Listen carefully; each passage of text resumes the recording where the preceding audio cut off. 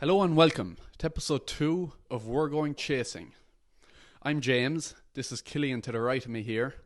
This is obviously the second week of the podcast. Last week we were just on Spotify. This week we're on YouTube, Spotify and Apple Podcasts. So we're going to have 2 podcasts this week. We'll have our usual podcast reviewing the racing from last week and previewing the racing this coming weekend.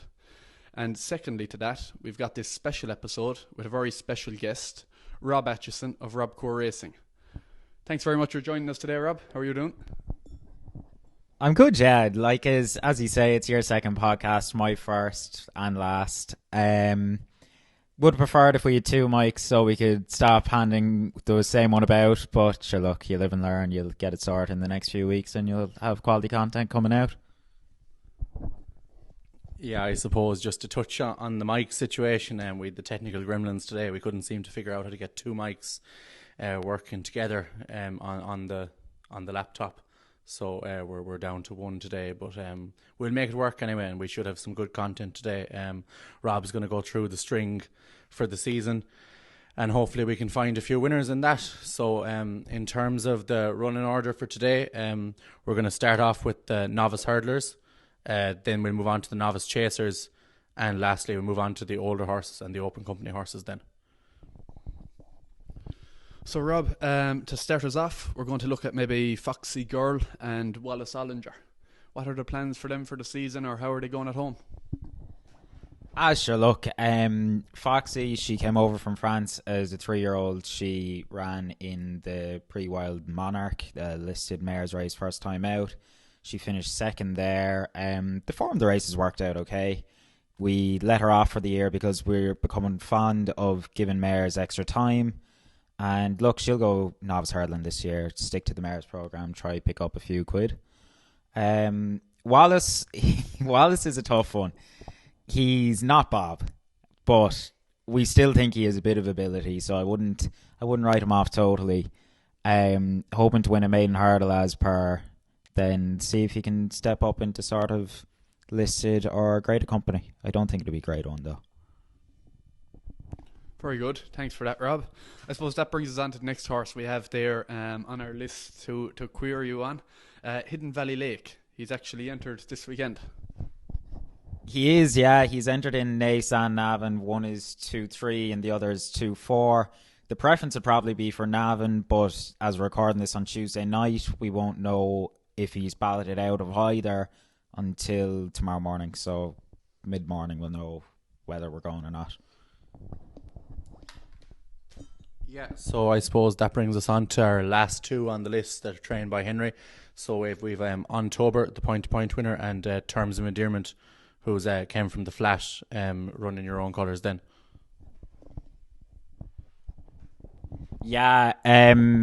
Yeah, this is a bit of a sore subject at the moment.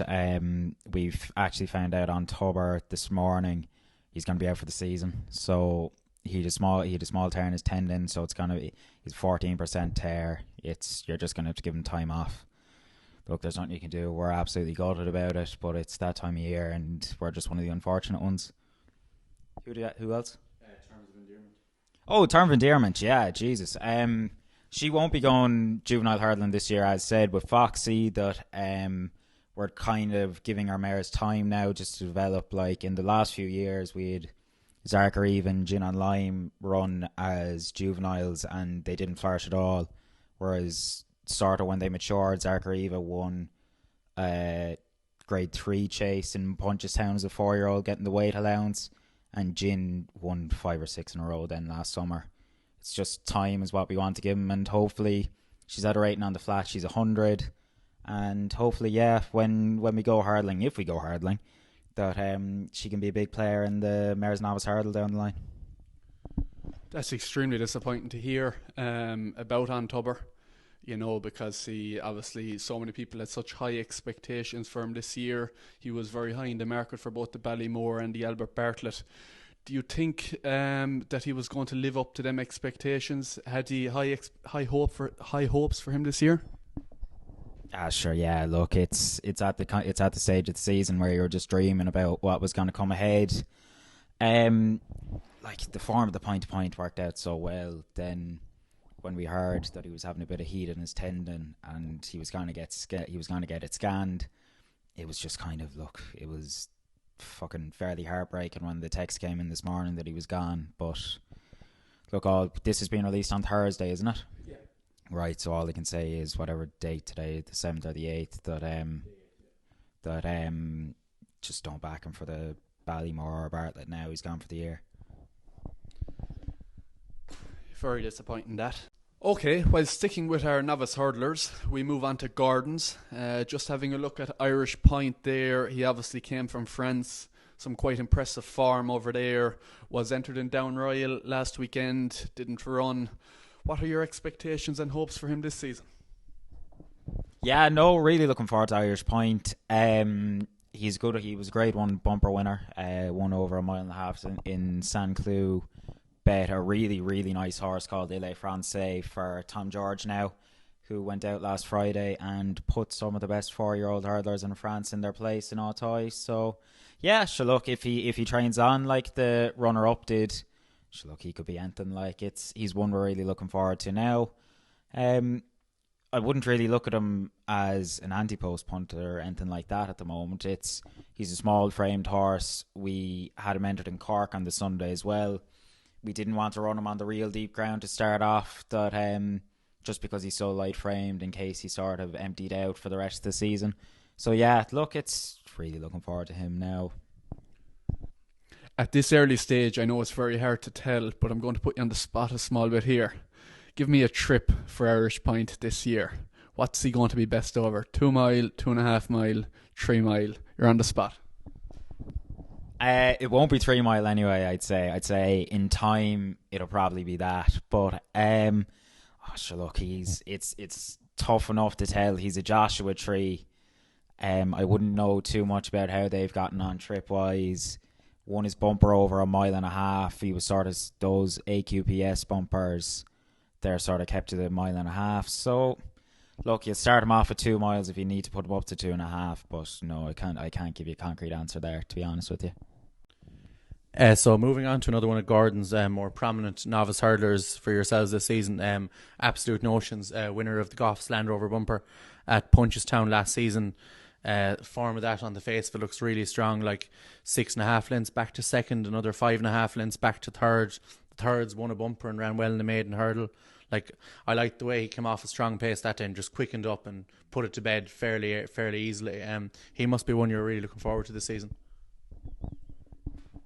100%, yeah. I remember, I don't know if the lads will remember now, but we talk most days, and the day after the Land Rover bumper, I was shiting on about the time for comparatively to the rest of the races, and look, they went an almighty clip, the Mare out in front, and look, he hit the line really hard. He's another one, I'd say we're going to try and keep him to better ground now, just to start off, because again, he wouldn't be the biggest horse in the world, even though he's really strengthened up over the summer. Yeah, look, 2 miles, his breeding wise, a Milan out of a beneficial mare. I don't know how many people are into their crosses, but McFabulous would be the same cross, so I'd say start 2 miles and we could fairly well end up at 2.5 over towards the end of the season. Very good, thanks for that, Rob. So that sort of brings us to a close really on the novice hurdlers. So we'll move on to our next segment now, which is around novice chasers. I suppose here we'll be able to chat about these horses a bit more. They've been on the track for over a year at least, so we'll know more about them, sort of trip-wise, ground conditions and so on. So the first one I'd like to talk about is a horse called Heartwood, trained by Henry. I never heard of the horse until today. Just saw he was entered in Navan in a 2 mile beginner's chase on Sunday. It's actually quite a deep race. Part of our 10 to follow, Flame Bearer, trained by Willie, is entered in that as well. I suppose Heartwood, I just had a quick look at his form there. He's come over from France, ran a few times over hurdles, and it's nice to see you're going straight over fences with him. 4-year-old, we're going chasing, that's it now. So I suppose, where do you see his prospects lie this season, and how good is he? That's a great move there, Killian. You had 4 horses to choose from to start with and give an introduction on how these horses have been on track for over a year and that we can discuss more about them. And then you choose the 4-year-old who has never run in Ireland or England under rules, Hartwood, yeah. Hartwood, he's won. He ran a few times in France. I think he certainly ran enough to get a handicap hurdle mark because he won a listed handicap in Auteuil in February or March. Ran in a few grade ones as a 3-year-old, won that handicap off top weight then this year. And I think that'd have him up around the mid 140s. So I think you're finding more people are going novice chasing with 4-year-olds in the last few years just to try and make use of that weight allowance. So as you said, he's entered on Sunday. I think off the top of my head he'll be getting £8 off the older horses for that. So yeah, sure, look, he's only 4 for another 2 months, month and a half. So yeah, sure, look, try and pick up a few quid. I suppose that brings us on to our next horse. It's a horse that frustrated me quite a bit last year, Grand Jury. He seems to have quite a bit of ability. He split Ginto and Hollow Games at Nice, but he travelled so well into that race and he didn't quite see it out like you'd expect. Looking at that 2 furlongs out, he's the winner of the race. Travelled superbly, didn't finish it out. Again, it was quite poor at Leopardstown, and maybe a small bit disappointing at Cheltenham. He travelled well, I'd imagine, on the boat over. Didn't travel quite well at Cheltenham, but just throughout his races last year, even in his maiden hurdle, I think he bet Ardla by about 2 lengths or that. Travelled very well, didn't quicken away maybe like you'd expect. You could certainly say that about the Lawlers and Ace. I think turning in, he looked the obvious winner, but look, you can say he didn't find much. I'd say that Ginto was just really game. He's one I'd expect to improve for a fence now, to be honest with you. I know that's very cliche, but even if you go back to his point to point, he bet Manila Cocooner. So he's obviously able to jump a fence. He's a bit mad now that he's one of those types that if he sees something a mile away, there could even be just a bird flying in the air, the head could go a bit. So look, it's one of those, there's been plenty of horses like that before. You'd hope that the fence would put a bit of manners on him.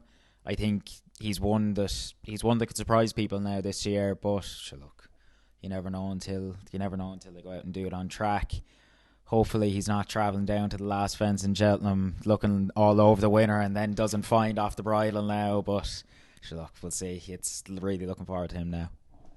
For a horse like that who've been running over, we'll say, intermediate trips and is travelling quite well and not finishing it out, would you be thinking maybe more so going up in trip, going down in trip?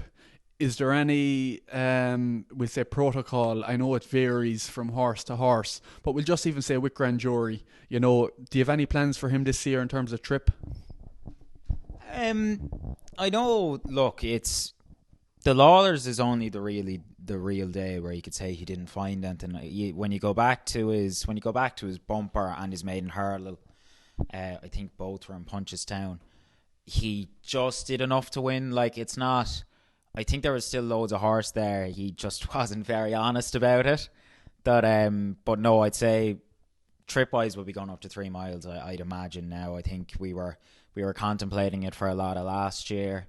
We went to 2.5. We were unsure whether to enter him in a Martin Pipe or even a Bartlett. So yeah, I'd say we'll experiment. I'd say he'll start off at 2.5 in Nace on Saturday if he gets in. And yeah, sure, look, we'll see from there. Yeah, that probably is a fair enough point too that you made on Ginto. He's obviously a huge loss for the sport going forward this year, but he was an extremely hardy type. He battled fierce well in his races. So maybe it was a case of Ginto's class rather than, we'll say, Grand Jury not being the best off the bridle. But that brings me on to my next horse that I have to discuss with you. Ain't That a Shame? ain't that a shame? How unlucky was he in the Munster National? You know, coming to the last, it looked he had put in 1 or 2 hairy jumps as all, but had jumped well throughout, pretty much. And coming to the last, you know, it certainly looked like he was the winner. Off a rating of 142, you'd imagine there's still juice in that mark. What are your plans for him now going forward? Yeah, I know I wasn't the happiest going home in the car after that. Nothing. Now it's just with the horse more than anything else. Like, came down to the second last, jumped it really well. All he had to do was put the same jump in at the last, and I think he would have won. Now, I don't want to say that taking anything away from the winner. I thought he battled really well. He was really tough in the day. Got £5 for that. We'll go to the Tri-Town and see. Look, I don't think he'll be a world beater. He's still a novice. So if the Tri-Town doesn't go our way, we can go win a beginner's chase somewhere and see where we line up from there. Very best of luck. I'm certainly looking forward to seeing him. I think he definitely has juice in that mark. Suppose that moves us on to the last sort of horse we have down on Henry's list here, for novice chasers. Journey with Me. I suppose, like, from his first day on the track when he won that bumper in Gorn Park, he was being compared to Bob Ollinger nearly straight away. Same bumper, same colours, same rider, same trainer. I suppose he didn't really live up to that in his first season hurdling. Won a maiden hurdle, looked a really strong maiden hurdle at the time. Manila Crooner and Kilcrush in behind in Leopardstown. Won the auction race in Naas then, before running and falling in the Ballymore. Season sort of just petered out from then a bit. Maybe all the runs sort of came up and caught up with him when he was up to 3 miles in Punchestown. He's a horse that I'd assume will improve for going chasing, winner of a point to point. So what are your plans for him this season? And I suppose just alluding to a question we got, would you prefer to keep your horses separate in big races, or are you happy to run them against each other? I suppose we see here there's a number of staying chasers. You alluded with Grand Jury there, maybe Jerry Colombe and Gentleman's Game that we'll touch on later. Yeah, Journey with Me, his season, as you said, it did kind of peter out a bit, but he was a tough one now because if people remember last, I know we're getting loads of rain this past sort of 6-8 weeks, but we didn't get a drop all last winter. Like, it's you couldn't get those heavy ground horses out at all, and to the point where our hand was kind of just forced that we had to run in Leopardstown. Like, if we could have got him out the middle of November, end of November, that would have been ideal. So yeah, look, it's Ballymore. I think Ballymore can explain the Punchestown run because he took a big fall. If people remember, the screen actually came up for him that but he was just winded. So look, we're really grateful for that we're still able to run him and he's here and happy. So yeah, look, we'll try him off again. We'll start at 2.5. We'll start at 2.5 miles. If we need to go up or down, then we can. I know a lot of people were disagreeing with the trip that he ran over last year, but yeah, sure, look, it is what it is. We ran the horse in the race we thought was probably best for him. Similar to the point, I know from seeing people tip up Tubber as well, that people think we have an affinity for the Ballymore, but no, it's very much. And moving on to that, we'll run the horses in the race we think will suit them best. It's beginners chases, winners of ones, winners of twos, things like that. We'll try and keep them separate. But when it comes to the big day, the grade ones, the grade twos, if the race will suit them best, go for the race. Like, I know people are talking about how will they split them into the National Hunt Chase, how will they split them into the RSA. Look, it's completely down to what suits the horse best. Very good, very good. That brings us on to Jerry Colombe. Do you have anything to say about Jerry? I have a lot to say about Jerry. Yeah, Jerry Colombe is a horse I liked a lot from his couple of bumper runs. Yeah, I thought he was the perfect Ballymore type. Suffice to say, I got it wrong. he's not the fastest in the world. Jerry Speed, I was calling him for a while. Not really that speedy. I suppose, yeah, looking at him, he looks to be an ideal one really for a national hunt chase, an RSA, Irish national type sort of horse. Like winner of a grade 3 in his last start. I suppose he's probably a bit ground dependent, is he? So I suppose like the rain that we're getting now, it's really setting us up for a Jerry Winter. A real Jerry Winter. So I suppose what are your plans for him this season? Where do you see him running? And I suppose just looking at one of the questions we got as well for this from the Jumps blogger, not the racing blogger, the Jumps blogger. He says a potential starting point for Jerry Colombe over fences. Starting point, there's nothing concrete yet. It's one of those, he'll start to be entered in the next sort of 7 to 10 days, I'd say. I know you mentioned the National Hunt Chase there. Look, it's a race. It's a race I wouldn't be too keen on now, personally. I don't know how Brian feels. I don't know how they'll feel in Cullentra, whether it's they have that in mind for him. But I think if you're going for a National Hunt Chase, you're probably not the quality for an RSA. And if you're not that, then mark-wise, you're not going to be sort of in the, as a novice who's running 3 or 4 times in prep, that you're not a second season novice, you're probably not going to beat an almighty mark. So I don't see why you'd go there rather than an Irish National, which is over the same trip, but is worth $500,000. Like, it's just something that doesn't appeal to me at all. I think go where the pot is and go with where you have. But again, look, if it came up absolutely bottomless or something at Cheltenham, you wouldn't be guaranteed that in Fairyhouse. So, look, you never know. There's no harm in getting it out there. That wouldn't be my preference anyway. I don't speak for everyone. But, yeah, sure, look, we'll see where we end up. He used to go and win his beginner's chase first before we start thinking about the spring. Very good, very good. That brings us on to our first mouse horse of the evening. So, Gentleman's Game. Talk to me about Gentleman's Game. He's obviously had 2 years over hurdles, so he's got that bit more experience. Some nice form there last year. Where are you looking at him this year? Yeah, no, he's one. He'd probably be the horse I'm looking forward to most out of ours going chasing. I think he's absolutely littered with ability. Like, it's one he stayed hurdling last year. The intention was to go chasing. He was schooling really well, but he picked up a niggle, and unfortunately he was out until Christmas then, so he said, we'll give it another year. Unfortunately, he's picked up another niggle, so he won't be out until Christmas again, but we are absolutely going chasing this year, as we are going chasing. So yeah, Gil, he's one that really excites me. His year was a funny year last year. Like, ran in a Pretemps qualifier first time out and ran well to a point and then just kind of got eaten up. Then went to Gorin and ran an absolute stinker. But then really came back to form towards the end of the year.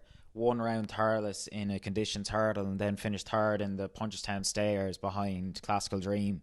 So yeah, I think that has him up to about 152, 153, which would be a high enough mark going chasing now. I know open hurdlers are rated higher than novice hurdlers in general, but no, really looking forward to him now. He's a point-to-point winner. Delighted. Can't wait to see him over a fence. Yeah, just looking at that last race, that's got to be some of the best, we'll say, for novice chasers this year. Looking at their hurdling career, that's got to be some of the best form available. Like, he was about 3 lengths off Classical Dream. Classical Dream rated 163. Gentleman's Game was rated 149 that day, obviously off level weights, and was only 3 lengths behind him. Now, even looking at his mark at the moment, he's actually rated 150. So, I suppose there's 2 points there. First of all, his form going into novice chasing is quite impressive. Secondly, still only rated 150, was only 3 lengths off Classical Dream in a grade 1. If novice chasing does or doesn't work out, Would you possibly think at some stage in his career you could be going back hurdling and try and make use of that mark in a handicap? No, is the simple answer. You have to take it. You can't, until they go out and it doesn't really work out, you can't really plan to be going back. My outlook on life is always look forward. We only move forward. So, yeah, look, I actually got his mark wrong. I thought he was 153, 154. Thanks for correcting me. No, but sure, look, it's really good form. He's still only he's 6 going 7 now, is he? Yeah, so look, it's really, really looking forward to him now, and it's great to see the Mouse have a good one. I think people are forgetting how well Mouse has done with this horse and how well Mouse is able to prep one for the big day. I'd say he's probably ran in 8 races under rules, is it? Yeah. And he's placed in 3 Grade 1s. He placed in he was second at the Dublin Racing Festival on his second start over hurdles. He was then second in Punchestown behind Galopin des Champs, which was just really unlucky, to be honest with you. He just ran into one. And then third behind Classical Dream. Yeah, look, it's really looking forward to him. I know anytime I talk about him or anytime someone mentions him to me, I just can't stop smiling because I'm really looking forward to him. Very good, very good. And we're big fans of Mouse, as I said, so myself and Killian are very much looking forward to it as well. That brings us on to Gordon's horses. Saint Felician. What do you reckon? What do I reckon? He was a tough enough one to place last year, being that he was 4 turning 5 but wasn't a novice. He ran once in France, won in March. The form of that worked out really well. So look, he was able to run the conditions hurdle in Gorn and won that. I know the horse behind him, Slip of the Tongue, won a listed hurdle after that. So the strong of that is the form of that even is relatively strong. He then went to Nace and was second behind Arasso, who I absolutely adore. I think he's an absolute superstar, that he always turns up, runs his race and picks up loads of money. So look, that's good form. The Carl Cup didn't go to plan. We thought he was well handicapped because it was just, I suppose we were kind of thinking like everyone else. I think punters, they like to go for potential rather than what they know, and I think that's probably why he went off favourite. But look, he was bought to be a chaser. Last season was just about giving him a bit of time, and yeah, hopefully he can pick up a few races now. Very good. So that's bringing us on to, we'll say, our open company hurdlers and open company chasers. Killian, I'll leave you start off. Where are you starting?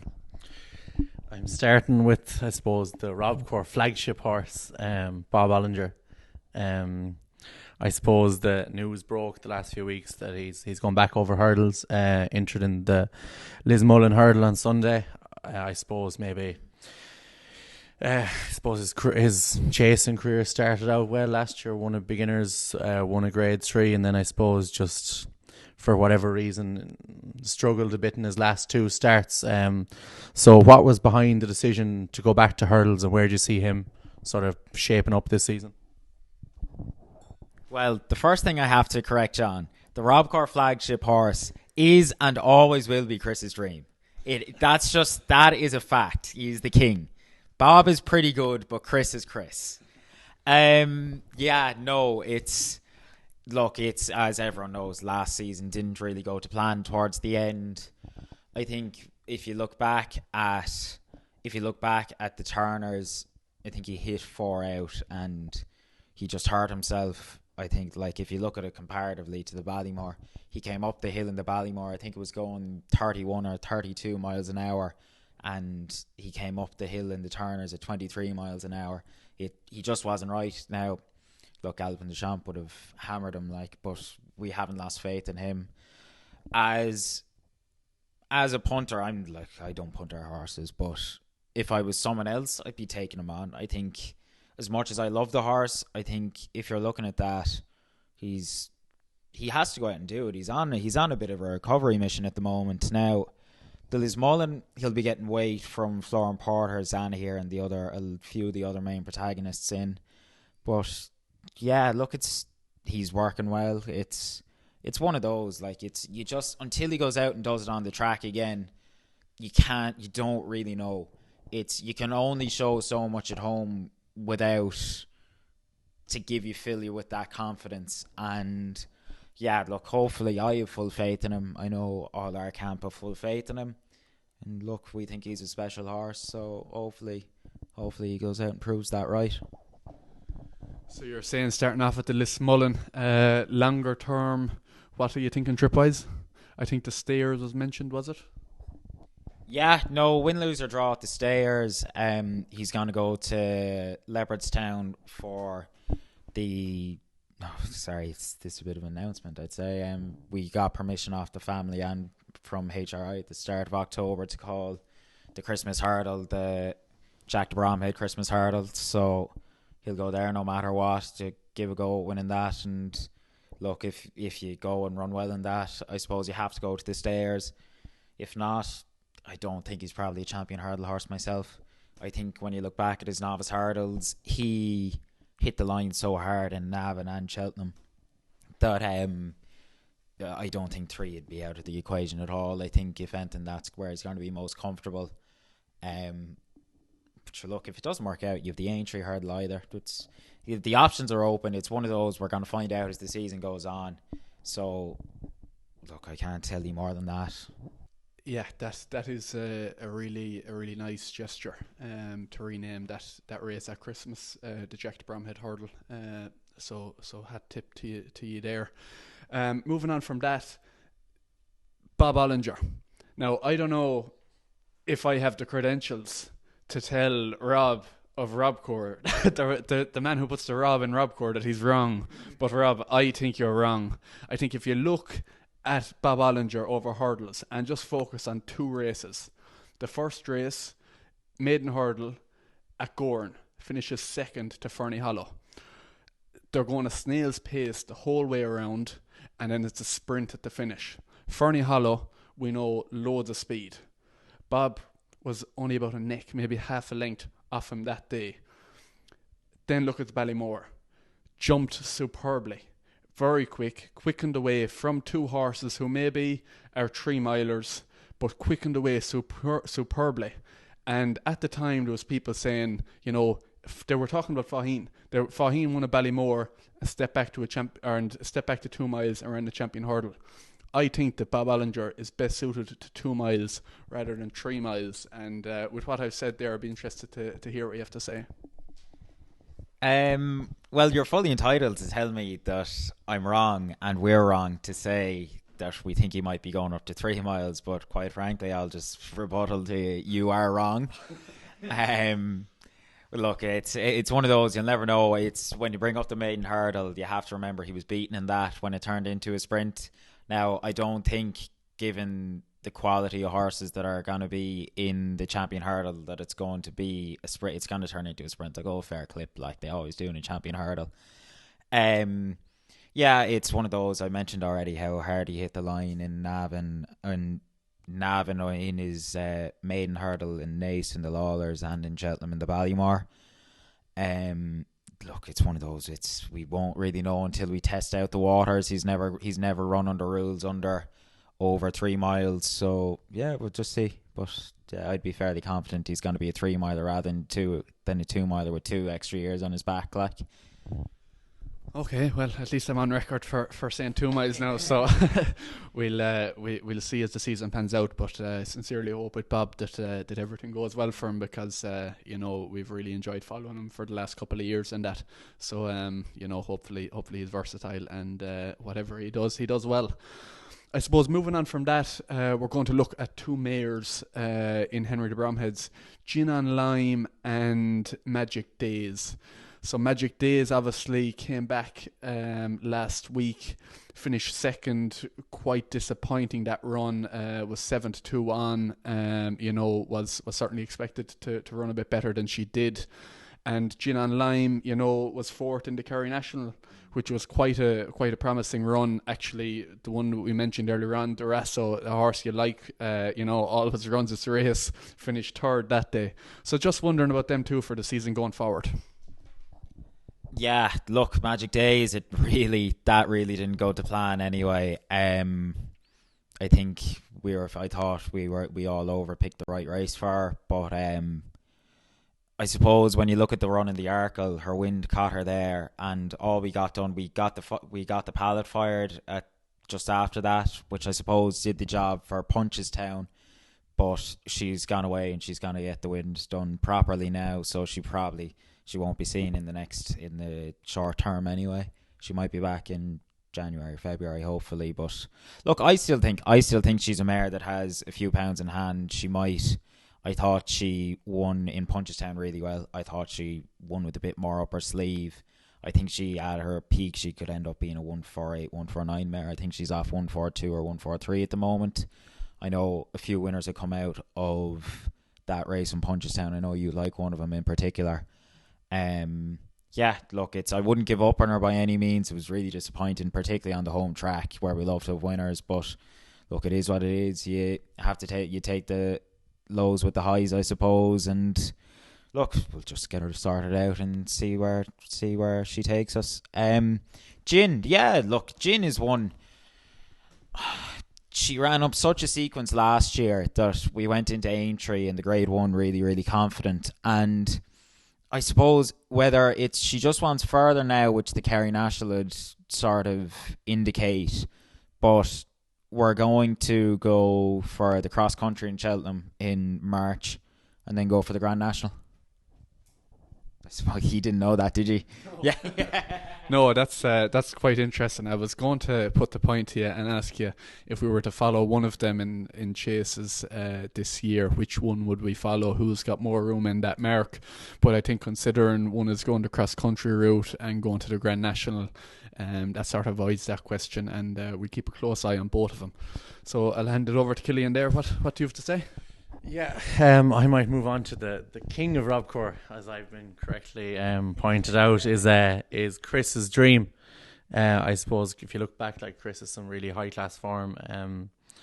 Last season mightn't really worked out, unseated in the Beecher and down the field in the Thyestes. I believe you said earlier the plan was to go hunter chasing with him this season that he's his cert got. So when did you see Chris out, and when should he be running at the track? I suppose maybe he might be in a couple of points first, but when should we see Chris back on the track? You'll see him fairly soon anyway. We've had plenty of rain. He's probably only a week out, so he'll start being entered in points next week onwards. The plan is to try and get him qualified as soon as possible, because those who know Chris, I know James hates him because of it, that he's annoyingly good fresh. But look, he's one. Look, we absolutely adore the ground he walks on. I think if we get him qualified good and early and he can get there as fresh as possible, if he stays sound, he'd have a right chance in a hunter chase in the Fox Hunters. Okay, so that brings me on to two of Gordon's that I'd like to speak to you about. First of all, Chupu. Obviously had quite a good season at times last year, some very, very promising runs. And then secondly, Pencil Full of Lead, who we haven't seen in a while.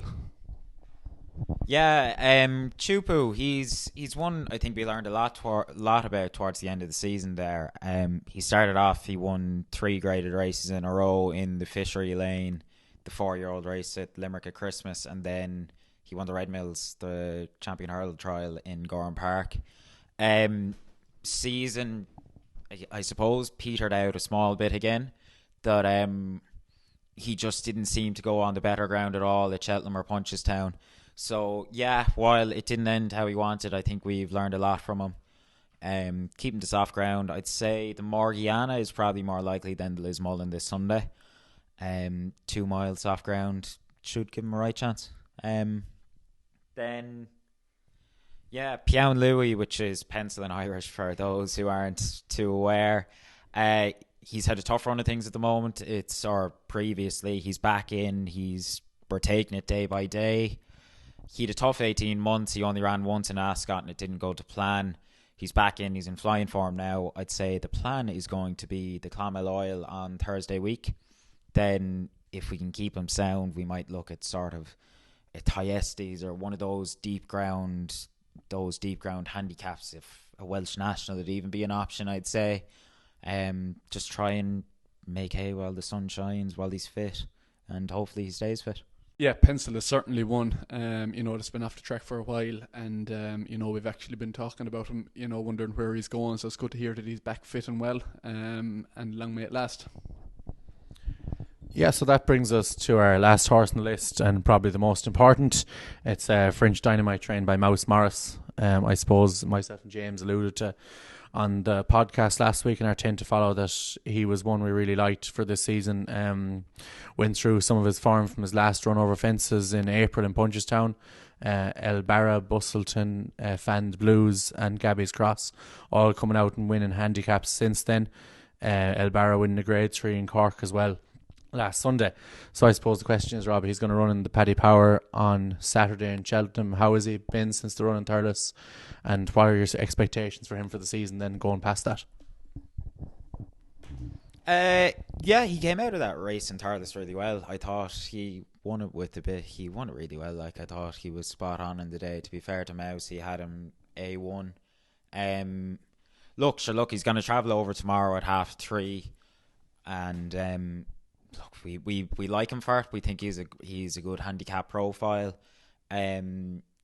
He's only up a pound off his Irish mark, even though he was off 145 in Ireland after the run in Punchestown. He got £2 for standing in a field during the summer. It's one of those. If he handles the big field, we think he'd have a right chance, because he normally likes to dominate, so he probably won't be going out from the front. But look, we'll see how he goes. No doubt, we like our chances. No doubt, a load of other people like their chances. So, look, we can see how he handles them. And if he does, he should have a good chance. Going forward, then I'd say he'll end up over 3 miles before the end of the season. I think he saw out the race in Thurles really well, which he didn't really do when he was running over 3 miles in open hurdles 2 years ago. So, look, we'll see how he comes out of Saturday first, and then make plans for him after that. Very good. The one thing I would say about that Paddy Power chase is I've seen bits and pieces in places the last couple of years saying Irish horses don't win the Paddy Power chase, but indeed we were actually looking at it. Irish horses generally don't run in that Paddy Power chase, so I wouldn't be putting too much on that really. So I suppose that brings us on to our final section. We have some questions in from Twitter from some of our followers. So the first is, and I'll be as quick as I can here now because we've obviously held you for quite a while. The first is from Small Pass Sutton. He wanted to know what's your favourite Robcour horse. I think you were saying already that that's Chris's dream. So we'll move on from that. We've one then from PQ. He wants to know what's your favourite win. Favourite win? That's a bit of a tough one. I'd say probably Poker Party winning the Kerry National there a few years ago. That was a super day. I think Galway gets any amount of crowds, but I think Listowel is probably up there for me now as the best racing festival in the country. Look, there's any amount. We've been really lucky with some of the races we've won. We've won Tri-Towns, Kerry Nationals, Grade 1s, Grade 2s, Grade 3s. Look, they're all sort of great to have. We're really lucky at the position we're in, but I'd say it'd be Poker Party. Very good, very good. So just the last couple of ones here now. So Brian Williams has gone on to us and asked us for 2 horses for this season to keep an eye on. First one wouldn't be for this season, it'd be for next season. We're after buying a horse from Germany called Virginia Storm. I really like his profile for going hurdling. He's a Soldier Hollow out of a Doyen Mare. The Mare won the German St. Leger, so he should have no problem getting the 2 miles.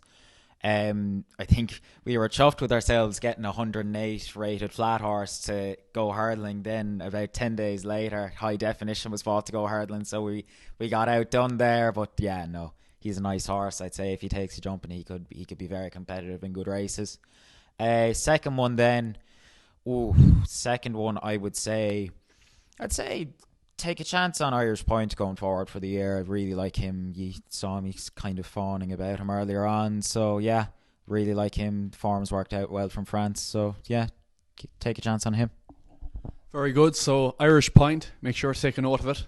And secondly, Virginia Storm. Stick it in your trackers next year, maybe September, October time. We'll be seeing him. So there's 2 free. And then I suppose just the last question. I know I said it to you earlier. I wouldn't ask, but I've no choice really.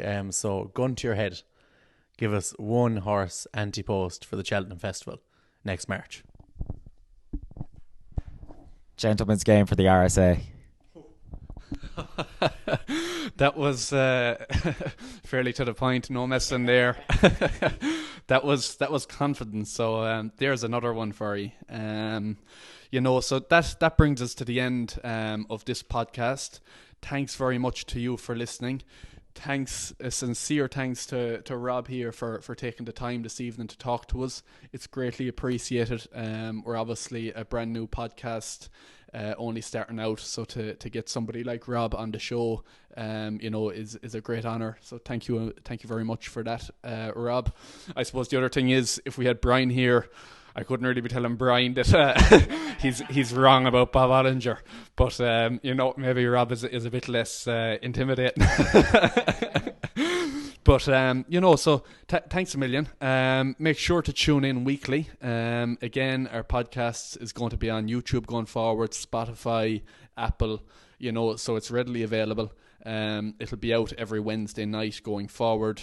I hope you enjoyed listening. I hope you've picked up a few things from Rob. Enjoy the weekend's racing. Thanks very much. Goodbye.